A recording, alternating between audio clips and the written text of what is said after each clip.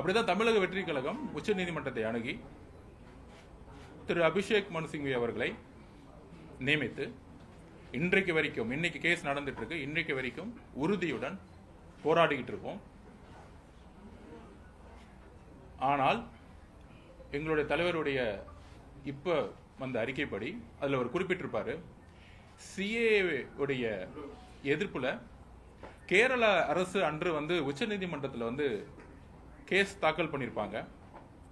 அரசியலமைப்பு பாதுகாக்கணும்னு சொல்லிட்டு ஒன்றிய அரசுக்கு எதிராக ஒரு மாநில அரசு கேஸ் ஃபைல் பண்ணியிருப்பாங்க.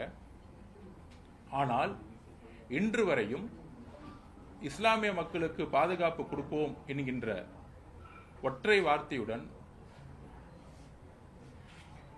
இருக்கக்கூடிய திமுகவுடைய தமிழக அரசு ஏன் இந்த வழக்கில் தமிழக அரசு தன்னை இணைத்துக் கொள்ளவில்லை, ஏன் வாதாடவில்லை? இதுதான் இஸ்லாமிய மக்கள் இன்றைக்கு எழுப்பக்கூடிய மிகப்பெரிய கேள்வி. இதை அரசியலுக்காகவோ இல்லை திமுக தாக்கணுங்கிற ஒரு உணர்வு கிடையாது. இனியும் காலம் தாழ்த்தக்கூடாது. கேரள அரசு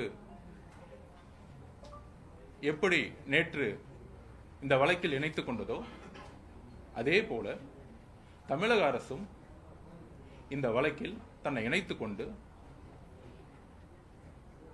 அரசியலமைப்பின் சிறந்து விளங்கக்கூடிய வழக்கறிஞர்களை நியமித்து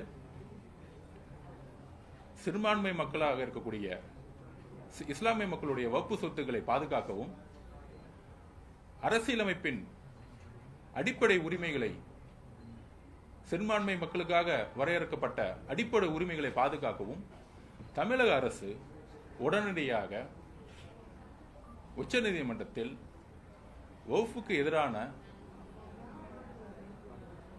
இந்த வழக்கில் தன்னை இணைத்துக் கொண்டு உண்மையாக, நேர்மையாக, எதிர்க்கட்சியாக இருந்தபொழுது எப்படி சிஏக்கு எதிராக குரல் கொடுத்தார்களோ,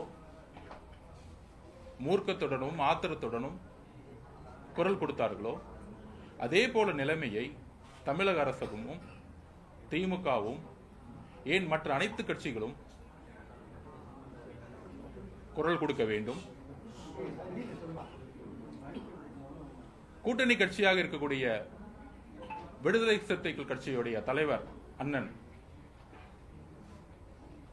திருமாவளவன் அண்ணனுக்கிட்டும் என்னுடைய வலியுறுத்தல் எங்களுக்கு, அவரும் இதில் போராட்டத்தில் இந்த ஜனநாயக கடமையில் தமிழக